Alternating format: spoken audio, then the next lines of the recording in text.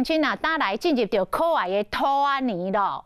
讲这个兔仔吼是真敏感佮娇贵的宠物，骨头无用，若是跳悬跳低，真会肋骨断骨。兽医师是来呼吁着民众，若要饲兔仔做咧宠物的，都爱三思。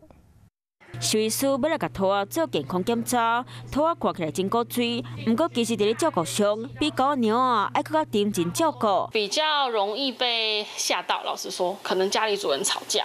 兔仔食食变怎传，主人唔通干那家饲了，高纤维无草对伊来讲是真重要的健康营养来源。肠道里面主要是盲肠啦，盲肠里面有很多肠道益生菌，肠道益生菌主要就是要靠这些纤维把它们就是消化了之后去产生一些能量。透过电光片会能看到子宫肿瘤探到伊的胸坎。 这是伫咧母的兔仔，常在拢会看到的情形。兽医师就呼吁爱家绑起来，莫互伊搁生拖落去。安尼出世的兔仔，则袂有伤侪个样。